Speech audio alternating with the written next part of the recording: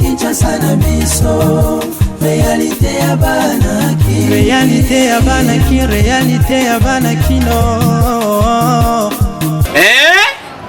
Buyukite bukuyoka kaka Kinshasa na biso kin eleki partout KNB Kinshasa na biso kin eleki partout Kinshasa eleki partout mikolo neza bino pardon Jima sala yolo karatakate ya on a bien yo Jima mukende umela KNB kin eleki partout rien à dire toi na terre envié parce que kin eleki partout et losako liboso ambongo mosanto azate Céline Don Kardasha isongolo bisous bye bana kin ke bana jako zape so kuta nango KNB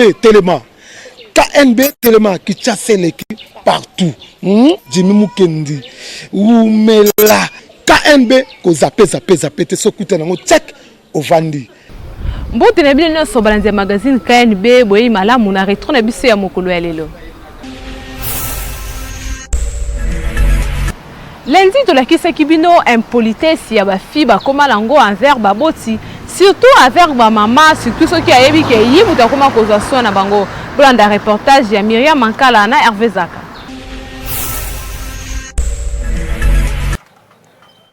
Kinshasa makambu Kinshasa kokamwa ba fi ebele ba koma na impolitesse ya makasi envers baboti na bango, surtout vis-à-vis ya ba mama.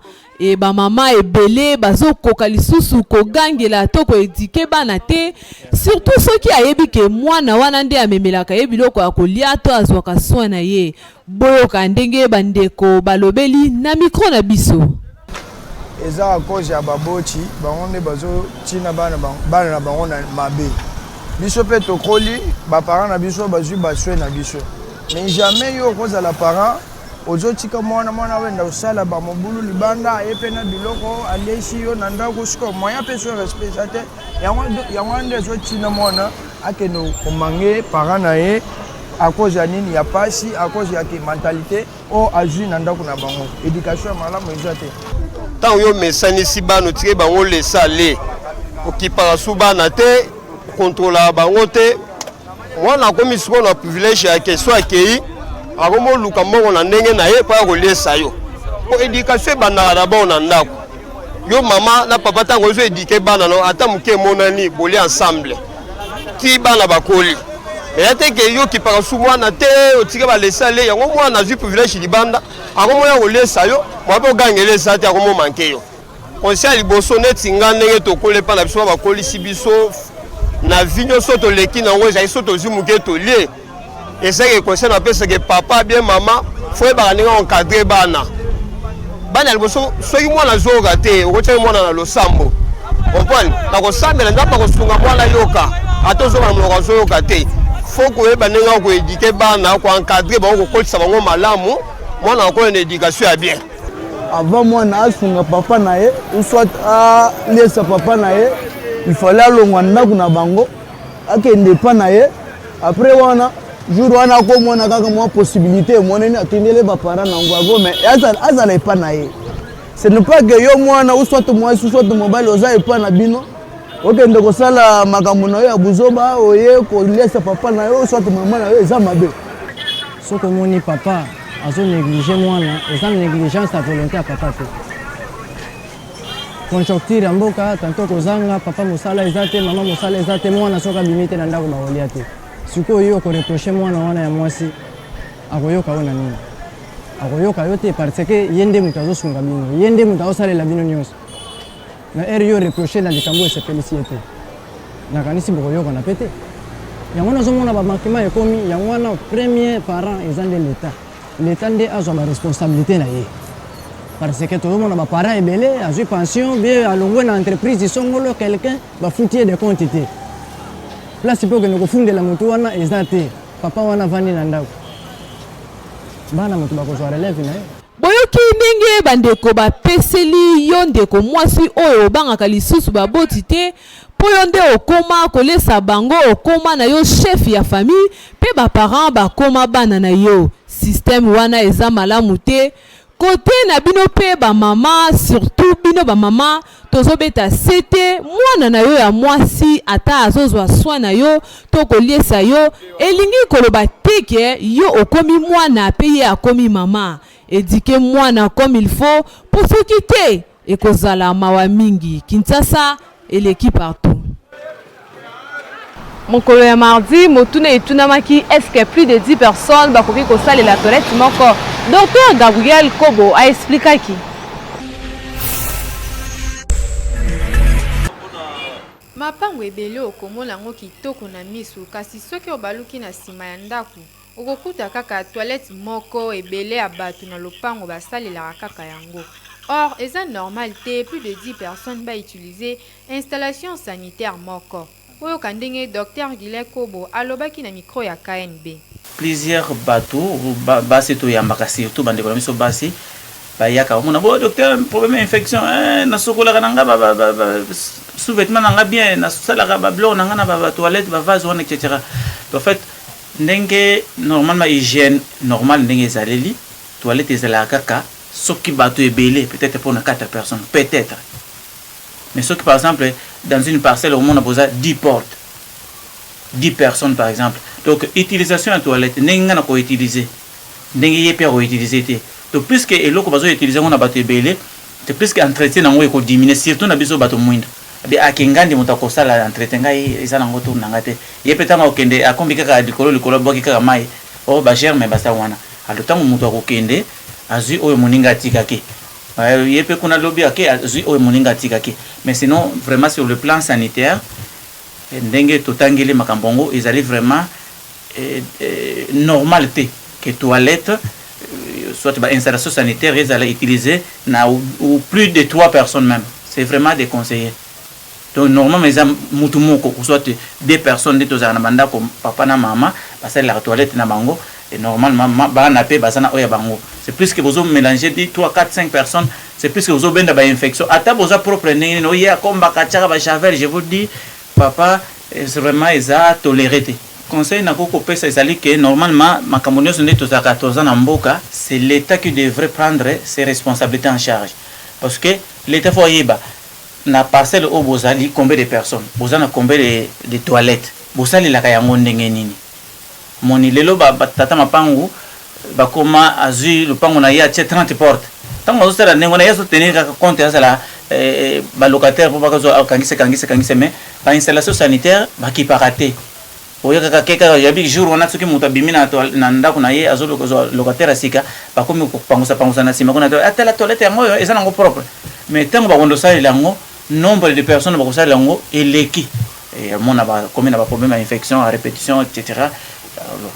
Ezala kapena malamu te donc na ko senga na ba locataire maketu na pardon ba ko lopango ba meka kotala soki moyen ko zala espace ezali aux 20 personnes au ba futira na ndako na yo na lopango na yo mais kapé ko créer bango mo ba installation sanitaire même 3 4 oyebi que non ba oyo na oyo 2 3 personnes ba sala la oyo nombre muso ba sala ngo pour ko réduire ba infection na babisika tozoye ko vanda.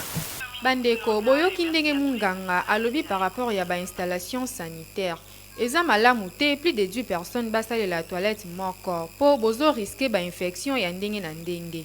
Soki mbongo ya kosala ba toilette mibale pe zate ya salela ata petit so surtout bana basi po bozalaka exposé na ba maladie ebele. Kinshasa eleki partout.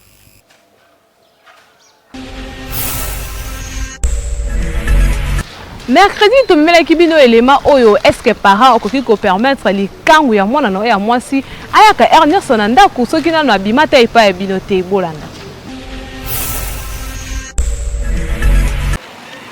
Copinage ezalaka relation au mwasi na mobali bazalaka nango avant bakoma ba fiancé. Kasi ba parents mosusu bandimaka ba makangu ya bala na bango bakotaka tina kati ya lopango okomona mwana na likangu na ye bazo solola. Kasi ba parents mosusu pe balingaka te ba copain ya bana na bango bakotaka na kati ya mapango. Ya muke tolobake à cause de la minère, tout le baguette de 16 ans à 17 ans, n'a quoi permettre de poyer à Zamouana Mouké, n'a quoi de mateke, kutu makambu ya mibali côté na mutupo nanu aza minère. Sikoyo oyo au-delà de 18 ans, n'a quoi ndima à côté sa fiançailles, mobilité fiançailles, n'a quoi tisaye, ba sololi na ndenge ya bien ndenge critère esengeli. Wana na kondima akota na lopango. nayebi ke kokotisa copain na lopango eza lisumu na miso nzambe eloko liboso yango wana eloko ya mibale bon fiancé d'accord ayebani na ndako na biso famille bayebi ça va mais copain eza lokola bazosalaki ndumba na miso nzambe vraiment eza penza bien et nakotikala kondima te mwana ye na copain na lopango na nga parce que tout d'abord nzambe aboyi makambo wana eza lisumu na olinga ngo te parce que omoni mutu na mutu aza na base ya éducation na bana na pesi alors ko mwana nga ya mwasi azala ya mobali nayebi te camarade to copain oyo akezwa nayebi te soki aza na éducation nini azwi à partir ba parents na ye parce que la plupart tozomona ke ba camarade babomisaka mpe bandeko na bango ba camarade yango pona ngai en tout cas na boya ka eloko wana na kolinga ngata mokete ngape na ajo nazali na sata na camarade moko te mais na solaka na bato na lobi te ke nazana bendime ba bato mais camarade nazaka na yete donc na vivaka ngamoko na mwasi na nga na bana aucun jour pe aucune fois loba epai na ye moko mais soki pa na ngai non soki na pesi laisser le wana ngai ne na oya ko souffrir un jour alors non soko yeko tuna ta oyeko tuna mwana na ngata bozane classe moko soko yeko tuna ye azate bima kende kovandela ngai te na opeso kiti te uvanda kende bokuta ne na école kikamaderi na bino eza école eza ya ndako te na école so bobimi bokabwani wana kei me na ndako te andako na ndako na ngai eza papa mama na bana na ngai 1.3 kotika copain ya mwana akota na lopango eza nango mabe te mpo na baparent mosusu ça dépend na éducation oyo bazopesa mwana na bango kasi bana misusu pe soki otikeli ye laisser aller akotisa petit chéri na ye na kati ya lopango eza lokola ofongoleli ye baporte ya bamakambo ebele na bakindumba na yango tozosenga na baparent bozala toujours éveillé na bana na bino avant que mabe ekoma. Kinshasa eleki partout. J'ai dit tolakisaki bino ndenge Vital Kamerhe Dirkap ya chef de l'État après avoir rejeté invitation ya liboso akenaki ko répondre la deuxième invitation na ye na parquet général ya Matete. Ba député ya INC basengaki libération immédiate ya président na bango Vital Kamerhe. Bakinoa kaka jeudi wana bazangaki maloba te pour arrestation ya Vital Kamerhe Dirkap ya chef de l'État. Azalaki invité na parquet général ya Matete yenani directeur ya cabinet ya chef de l'État mwana mboka Vital Kamerhe. Invitation oyo ezalaki en rapport na banquête judiciaire sur programme ya 100 jours oyo eningisaki Kinshasa pona ba détournement ya bambongo oyo salamaki pe bato mingi bakangamaki. Pe na titre ya renseignement esengelaki koyoka ye pona ko faciliter travail na bandeko ya justice na dossier yango. Monsieur Vital Kamerhe a répondaki na invitation yango à partir ya 13h.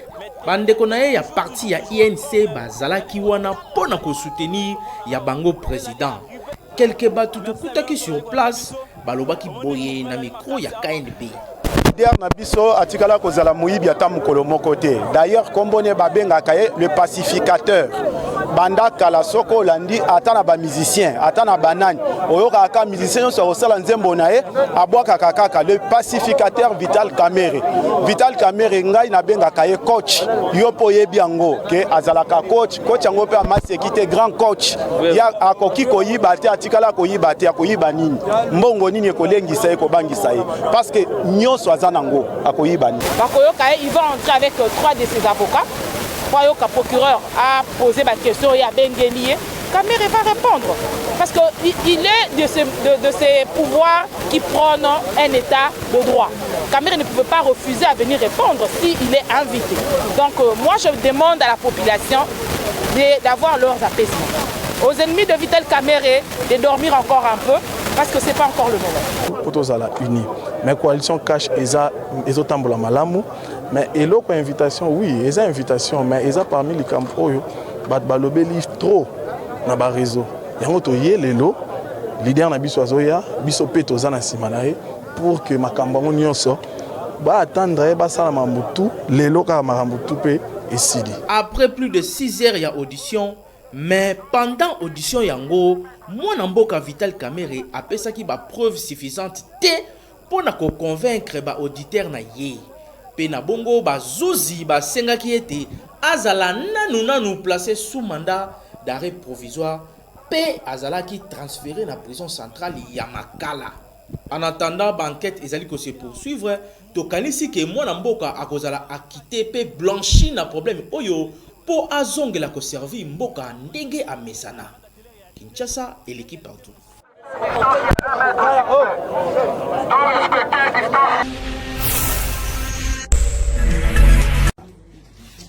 Les députés de l'Union pour la nation congolaise expriment leur grande désolation suite à l'humiliation que vient de subir leur président national. Ils déplorent l'arrestation et la détention arbitraire dont il a fait l'objet ce mercredi 8 avril 2020 à la suite d'un interrogatoire au parquet général de Kinshasa-Matete. L'heure étant grave, à l'issue d'une réunion de crise, nous, députés nationaux de l'Union pour la nation congolaise, rendons la déclaration dont la teneur suit. 1. Nous exigeons la libération immédiate et sans condition du président national de l'UNC, l'honorable Vital Kamerhe. 2. Nous fustigeons le comportement de certains médias qui s'évertuent à véhiculer de fausses informations selon lesquelles le président national de l'UNC serait inculpé pour détournement des deniers publics. Ceci est totalement faux et constitue une atteinte à la dignité et à la personnalité de l'honorable Vital Kamerhe, directeur des cabinets du président de la République, chef de l'État. 3. L'honorable Vital Kamerhe se retrouve sous mandat d'arrêt provisoire pour une confrontation qui ne constitue ni une infraction, encore moins une preuve quelconque de culpabilité. Rien n'indique que la fuite de l'honorable Vital Kamerhe n'était à craindre pour justifier son arrestation et sa mise en détention. 4.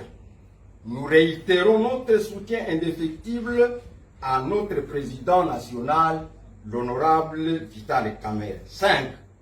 Nous demandons à nos militants et à l'ensemble de nos électeurs de rester mobilisés et vigilants en attendant les grandes décisions du parti. Que vive l'Union pour la nation congolaise et son président national, que vive la République démocratique du Congo.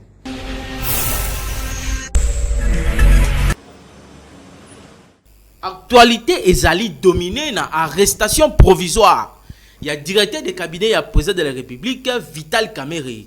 Na yango population ya Kinshasa bayambi message oyo ndenge nini boyoka bango nde balobi na micro ya KNB. Te pour la raison mensonge ya mama lukuta wana plusieurs lokuta arobimana e abimana ya wana lokuta pena vrai lokuta ndeko babilo musubo landaka te eza lokuta wana plusieurs ke ya arobimana e eza mbongo na bango bakaboli ba tia na ba poche nde yango balinga basala biso mwa ba je arobimana e kamingi te bomona ya robima otondima bakanga ba bien na ye nyonso bakanga yango oui eza saisi tondimi ke ya solo plusieurs ke ya solo soka pona bongo pona eza lokuta na ndimi yango te. Mais eza exemple mobimba elo like ça pour banga mibeko. Exemple bao batikali po balanda mibeko ndenge ezali osali mbeba bakangi yo même oza muta président même oza ne muta nani so oza na faute bakangi yo okeko ko sa prison na yo c'est tout. Bon pour ngai na koloba na on chef de l'État te muta kangisi eza de justice mibeko nde ekangi directeur de cabinet eza exemple mo malamu oyo batikali bamona déjà soki na sommet bakangi directeur de cabinet oyo biso oyo toza na batase. Cela veut dire qu'ils occupent mutu te. Donc ndenge chef de l'état elobaki non a BIC 2020 eza année action. Donc tout le monde vraiment action on est bandit et puis lutte contre l'impunité. Tout le monde vraiment. Bon, décision est normale parce que premièrement chef de l'état le bagi que les alkamba bic rouge, les alkamba bic noir, les des bic rouge. En plus c'est temps de droit. Alors on a 4 temps de droit, tous on a makokimi balé tout koyi kolobela. Ce qui premièrement on a un problème contre quelqu'un, bakoyi kolandela yo batie open en prison. Tous appuyés sur Tchabi, les attaques de coach, bon ils ont mascarade et comment ils vont jouer bisou. Tu vois maintenant, l'État caméra ça la peine et pour moi ça là qui. Bon aba mboka c'est ça nemonana. Tu vois pour ça bon aba mboka monana. Pour trop c'est trop. Jamais tu vois aba tout le monde va sakana bisoka ba. Président de la République premièrement, tant en côté un pouvoir à l'obaïke, ils ont état de droit. Mutunyo so aozala soumis na mibeko mboka ndenge l'État ezoko sengela ndenge droit isengeli. Kamere est président de la République. Ils ont état de droit au président de la République a annoncé qu'il paye à Ekolobayango propos d'un congrès devant les deux chambres réunies en parlement en 2019 en décembre qui a respecté Mibeko a respecté Nyonso au droit et sengeli. Kamere va respecter Kamere va appliquer seulement à droit parce que Kamere a appliqué a pilotage du programme il y a 100 jours à président de la République. Oh, tout le monde qui n'est pas si c'est Tambola qui va banner na bateau, qui va mbongo, ba DG à Barra Bank, DG à Safrika, ils ont piloté par un bateau, ils ont piloté na makamotali logement social à Basoda na Kanchat, oh, basala qui va magui na baondenge les kilaki, ba ko DG à Safrika ya Barra Bank, oh yep lisusu, asala qui magui na ye o andimi que non, asala qui mbongo pe amei ko zong sango ba bimise. Ndé exclu na komaki na mutu o azali ko piloter on azali directeur du cabinet chef de l'État M. Vital Kamerhe. Il lobby azali comme renseignant na nyonso o ezali koleka na programme à 100 jours à président de la République. C'est une bonne idée, c'est une bonne initiation au to bani déjà état de droit et banana na bato bazali kolia mbongo à l'État et ça na suka na banda Kamerhe te na bato nyonso ba banda bango tina suka. Les idées moko malamu ngana sepeli na yango population ba sepeli na idée oyo po ezali exemple monene pona esunga bato mususu oyo ba mesala ko zwambongo ya l'état na lokoso po ba yebi ke bazali intouchable lelo état de droit et bandi exemple et monani proche ya président de la République azali interpellé pe asimbamina no provisoirement en attendant ba continuer banquette. Toko senga ete dossier oyo ezala vraiment éclairci po ete batomi susu oyo basala ka baje ya boye ba teyama pe mboka etambola na ndenge ya kimia. Kinshasa et l'équipe partout. Vendredi de la Gisaki bino ndenge bakino ba réalisaki par rapport à la décision oyo ba konzi mboka basaki ya kolekisaka corps directement na cimetière Bolanda. Sur décision oyo mokonzi ya mboka Félix Antoine Tshisekedi azwaki pona kolekisa bibembe directement na cimetière pona ko éviter contamination na ko limiter propagation ya coronavirus batu mususu ba sepela te na décision yango kasi ba misusu pe ba sepela makasi pona bango kutu etika na bongo ata pandémie eleki. Moi je préfère que etika na ngondengwana so etika ndengwana c'est mieux quoi. Ils ont limité sur les dépenses, ils ont préféré les gens boyer. Les pénatons lelo boyer. Tous ont prévenu que les lundi tu étais au condamné. Donc c'est que éthique à la bongo, ils ont bien limité sur les dépenses ça va. Les gens qui parlent au condamné, ils ont quoi moto alingo somba lopango. Alors que les gens n'engwana te. Na tango karabisu zaki, au moins les gens qui prennent na ni primo cassé.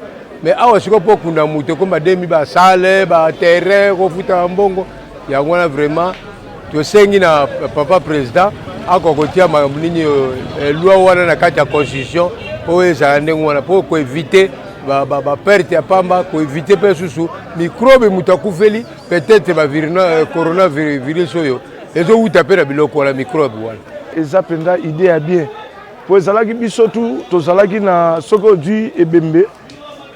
Comme on raisonne, on loue salle, salle comme $1 500.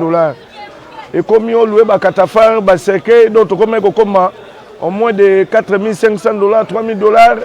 Photo de la batapoto batine de la biso apeto luka to comme ko simisa même babuku alupangu soza na mbongo te. En tout cas l'état pena mobeko adjuana o ebembi wana etika la pena nengwana ebembe le karamba la moko direct po komaki to ebembe bato mosusu bakomi ko milakisa bilamba ba misusu bakomo lakisa mbongo.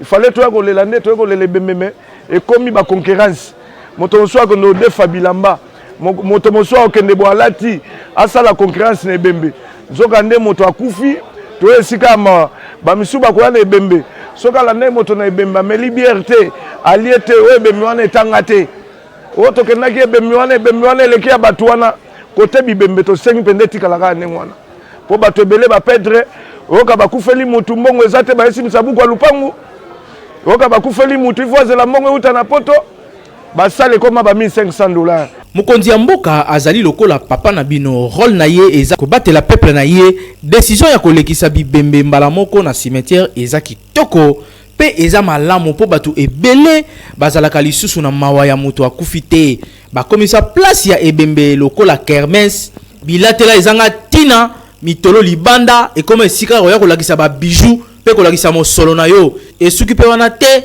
bakokende tina baba bongo kuna nde makino David ekosa na yango décision oyo etikala kaka bongo ata soki pandémie oyo ya coronavirus esili congolais asengi na bakonzi ba maintenir décision oyo po eza malamu. Kinshasa eleki partout.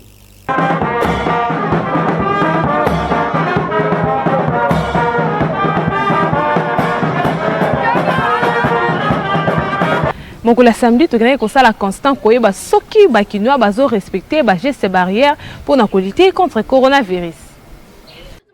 Pandémie oyo ezotungisa mokili mobimba ezosenga congolais nyonso na coin azali asalela ba gestes barrières pour na ko éviter propagation nango po boyebike to komi déjà na plus de 200 cas ya contamination donc tozo kende mabe na yango biso magazine KNB tokitaki na terrain pour na kosala constat soki population ezo respecter ba mesures oyo surtout ba maman na coin nyonso bazali oyo batekaka par-ci par-là pe ba fille misusu na mapangu na bango client pour na maladie to na ngo ya coronavirus oyo na mboka na biso na protéger ba client na nga premièrement na so oyo na zese bango ba sokola maboko na cantine na teli bango wana libanda na savon malgré toute la difficulté mai mo ezobima te mo mai kanga mona pena mai esili boluki mai partout mai ezobima te elo semble c'est difficile ngwana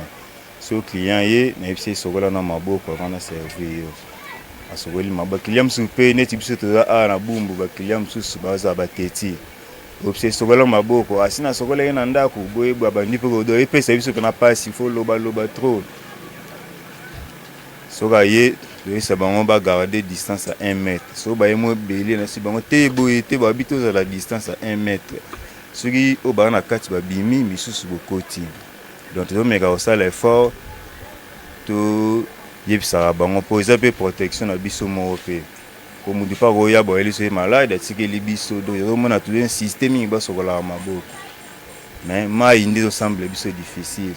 Mai ezobima na ngote mo buluki mai opesi batu mbongo ba tokeli o mai mo poza mbongo me mai ezate naza client na yesu bakisi na pharmacie awa na ba yebisi na désinfecter maboko na savon na ye awa mai ezate babaki mai yango ya tofuta te me mai yango ezokanga makama nango so kisi na so avoko na pharmacie fo ko désinfecter maboko no kisi mai ezate kaka désinfecter au moins mai kisi mo ezaka maboko me mai na maboko ezate na sande ah bah j'ai exigé à faire dans pharmacie à faire aux en maille au désinfecter ma beaucoup na maille c'est maille exacté sinon ça non sont produits qui n'est ni moi on a pas maladie nga mon peut santé de permettre été à cause que la maille il faut ça la peau il y a un peu bon moi kasi constat ezali ke oyo bazali conscient bazo respecter même isusu wana tika na yo zamba kutu bango etali bango te bazo vivre kaka ndeti eloko ezalaka te na Congo. Tozo continuer côté ya, tozo continuer ko informer la population que maladie oyo ezo sala ba milliers ya ba mort na mokili mobimba donc ezali sécurité biso déjà na RDC tozana ba problème ya makasi po ba hôpitaux ya minene pe ya malonga oyo ekoki kozwa bon nombre de personnes en charge ezali te. Na yango tosengi na bandeko tomibatela to respecter ba principe pe ba mesure oyo bakonzi ya santé bapesi biso po tolonga propagation ya pandémie oyo po ebele bazali nanu kodute toyebi te soki bazozela bamona nanu proche na bango akufi po bandima. Papa, mama, mwana mibatela na coin nyonso ozali na République démocratique du Congo po ensemble nde tokolonga pandémie oyo na mboka na biso po na bamboka mosusu bazolela déjà ebele. Kinshasa, eleki partout. Merci Nabito Bozalaki tellement ébélé à Kolanda retour na biso ya mokolelo ekomina suka soki bo sepela ki na édition ya mokolelo to pisa merci na équipe technique ya magazine Kinshasa na biso Hervé Zaka wazaki na sima ya caméra pe Natasi ya na réalisation kasi bobo sana rendez-vous mon côté ya ko s'abonner massivement na chaîne YouTube Kinshasa na biso Kinshasa yo et l'équipe partout.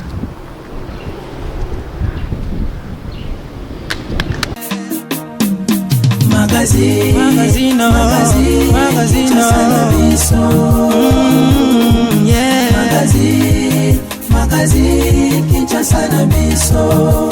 Réalité ya banaki, réalité ya banaki, réalité ya banaki no.